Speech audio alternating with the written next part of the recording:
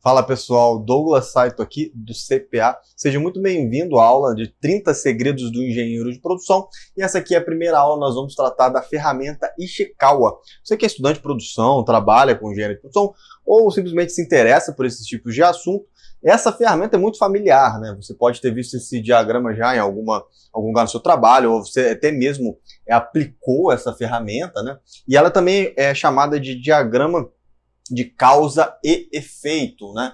Exatamente essa a intenção dessa ferramenta. Então nós vamos responder 4 perguntas, né?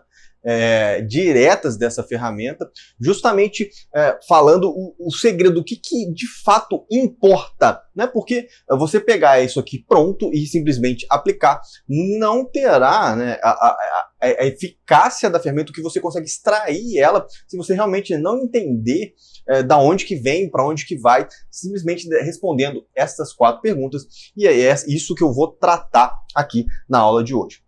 Vou gastar um tempo maior no como, né, na última pergunta, porque aí sim a gente vai entrar dentro da ferramenta, em pedaço dela, exemplificando, justamente para facilitar o entendimento. Então, primeiramente, o que é essa ferramenta Ishikawa, ou diagrama de causa e efeito?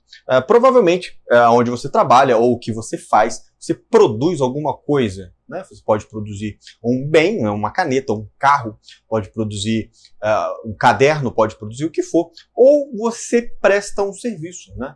Você presta algum serviço de entrega, de logística, você presta algum serviço desse, seja limpar uma casa, por exemplo, ou é um produto ou é um serviço. Esse produto e serviço, quando ele é prestado, ele tem um padrão, ele pelo menos deveria ter, né, uma certa característica, um conjunto de adjetivos, um conjunto de características próprias. Então, ele tem uma conformidade.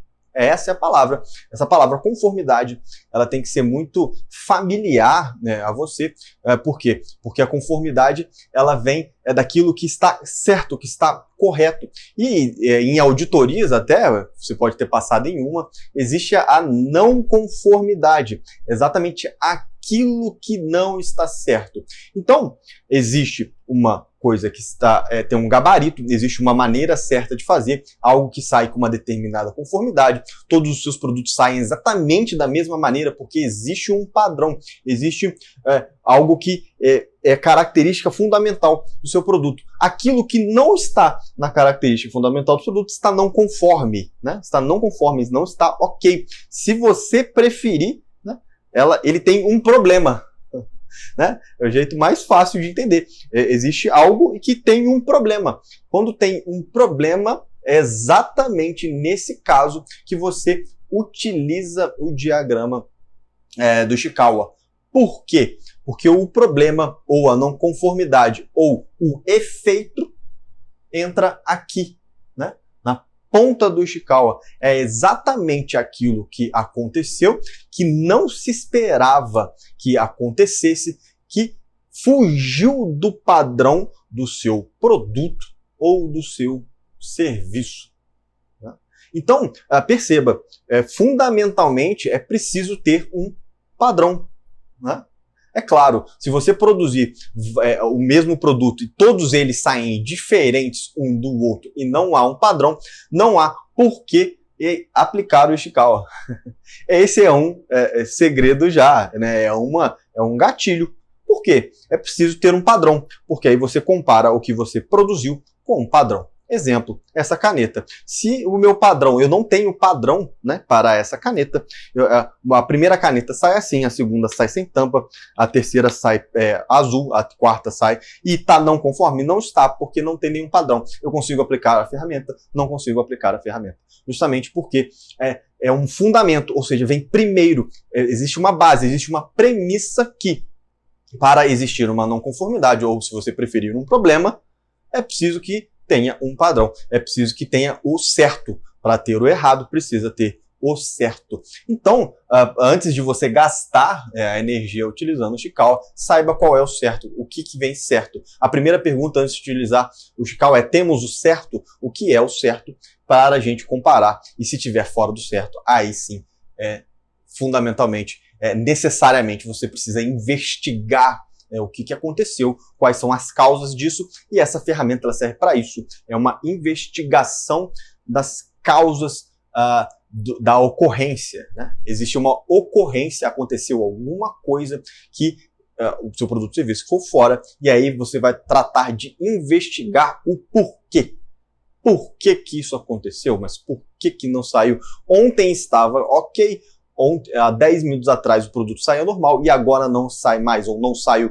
E você, não só o produto, né, o produto final, né, porque você pode ter um entendimento equivocado, mas o seu trabalho, propriamente, o que você faz, independente do seu serviço, ele sempre entrega alguma coisa. E essa entrega, ela pode estar não conforme, ela pode estar, era de um jeito e agora saiu de outro. Ou, às vezes, você nem percebeu, né, que ela saiu, às vezes por uma reclamação do cliente, de quem recebe, né?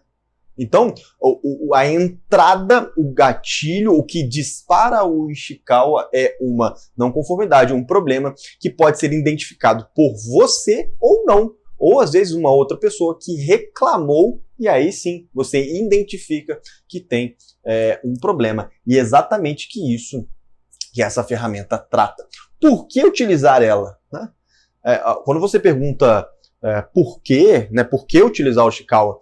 Você compara. Por que utilizar o Ishikawa e não outra ferramenta? Por que utilizar o Ishikawa ou não utilizá-la, né? Eu tentar investigar por mim mesmo, sem auxílio de nenhum tipo de ferramenta, ou tentar identificar a causa do problema através de tentativa e erro, por exemplo, ou através da simples reflexão, né? Através da conversa, através do brainstorm puro.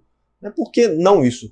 Porque o Ishikawa, né, é uma ferramenta popular, uma ferramenta utilizada por muitas pessoas, e quando muitas pessoas utilizam, é porque de fato tem alguma coisa especial nela. O que o Ishikawa tem, né, de que agrega tanto, né? Ele categoriza as causas. Isso é fundamental, porque isso te orienta. É como se fosse um guia. Primeiro você faz isso, depois você faz aquilo, depois você vai para isso outro. Então, ele categoriza, ou seja, ele coloca em caixinhas diferentes, né? Ele faz você pensar em caixinhas diferentes as possíveis causas do problema. Então, você pode perceber que tem 6 categorias, que estão escritas em preto aqui, 6 categorias que abrangem um grande leque de possibilidades de causa do problema, né, o qual você vai refletir e conversar e discutir e analisar e investigar sobre.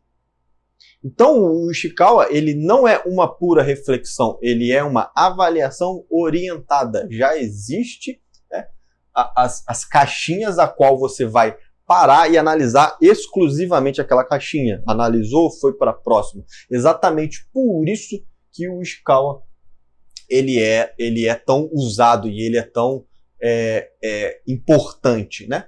Quem deve usar o Ishikawa? Primeiramente, né, quem conhece a ferramenta, quem já trabalhou com ela, quem está familiarizado com ela. Essa é a primeira pessoa, ela é importante, mas ela não é a única. Isso aqui é um ponto também que é importante, essa pergunta quem, ela é fundamental. Por quê? Porque às vezes quem trata o Ishikawa não trabalha na atividade, ou não tem não tangencia, ou não conhece a atividade a qual deu o problema, ou a não conformidade, né? Isso acontece e muito. Às vezes o problema e a não conformidade, ou o que for, acontece no chão de fábrica, e quem vai tratar, fazer algum tipo de plano ou uma investigação, é a supervisão, a alta gerência, sem o envolvimento daqueles que trabalham propriamente, diretamente com o problema. Então, primeiro, alguém precisa dominar a ferramenta para orientar aqueles que vão trabalhar em equipe. Então, é uma ferramenta para se trabalhar em equipe, em conjunto, né? A construção dela pode ser individual, fazer ela ficar bonitinha, desenhar ela, fazer 1-3, 1-4, colar na parede, tal. Isso pode ser individual, mas na hora da discussão das causas, é fundamental alguém que oriente, justamente para saber qual caixinha é o quê, mas aquele que está envolvido diretamente com o efeito, com o problema, é aquele que está envolvido diretamente, que viu, que sentiu, né, que está presente, né, diretamente. E, obviamente, aqueles indiretamente que conseguem contribuir. Claro que quanto mais pessoa, melhor? Nem sempre, né? Às vezes você pode colocar várias pessoas na discussão e a discussão se alongar bastante e aí não se tem tempo suficiente, as pessoas estão ocupadas com as outras atividades, as pessoas fazem outras coisas e é possível que isso gere outro problema, né? Outros problemas com o horário das outras pessoas. Então é um meio termo de pessoas que estão envolvidas no problema, pessoas que trabalham, que dominam a ferramenta, principalmente do setor de processo e do setor de qualidade, né? Justamente por ser uma ferramenta de qualidade, né? Ela trata, né, de qualidade porque ela trata de conformidade. Quando você fala de qualidade, é conformidade. O produto está certo ou não está certo? Está ok ou não está ok? Está conforme ou não está? Quando você fala isso, você trata esse tipo de coisa, você está falando de ferramenta da qualidade. Então, um setor de qualidade, caso sua empresa tenha um setor de qualidade, ela é fundamental, né, que tenha trabalhe junto, né, com essa ferramenta, porque tem uma certa expertise, né, nesse assunto também, né? Então, até aqui aprendemos o quê? Que é uma ferramenta que identifica causas de possíveis problemas ou possíveis não conformidades. Aquilo que existe um gabarito, né, existe uma regra de serviço ou de produto que, no final das contas, essa conformidade ela foi quebrada, ela não foi cumprida em um determinado período de tempo ou em um ponto específico, é indiferente. E a ferramenta ela serve para tratar, para identificar essas causas. E é uma ferramenta de qualidade. Por quê? Porque ela categoriza. A utilização dessa ferramenta ela é uma vantagem para quem utiliza, né? Porque ela categoriza em assuntos, né? em subtítulos que te orientam, que te facilitam a análise. Você pode se perguntar, se eu tentasse sem ela, seria muito mais rápido do que analisando item a item. Por exemplo, é uma crítica, né, a essa ferramenta, né? Qualquer tipo de ferramenta sempre existe essa crítica, né? Mas ela engessa, ela demora muito, você precisa sentar, parar para analisar, sendo que poderia ir lá na hora e já ver o que aconteceu e tal. Pois é, a sua efetividade, perceba bem, é muito diferente você tratar o problema fazendo uma contenção e ali resolvendo, e outra coisa é você identificar a causa. Sim, por exemplo, a sua casa está pegando fogo, né? Ela tá em chamas. Uma coisa é você ir lá e apagar, chamar os bombeiros. Você fez toda a contenção, você foi muito rápido, chamou os bombeiros, eles, de uma maneira muito efetiva, foram lá e apagaram o fogo. Muito bem, meus parabéns. Até aqui não existe Ishikawa nem nada disso, você simplesmente tratou o problema. A segunda pergunta é: o que causou o incêndio na sua casa? Perceba que você tem um problema, um efeito. E aí sim, esse problema é incêndio na sua casa. Esse é o problema e ele deve ser escrito aqui.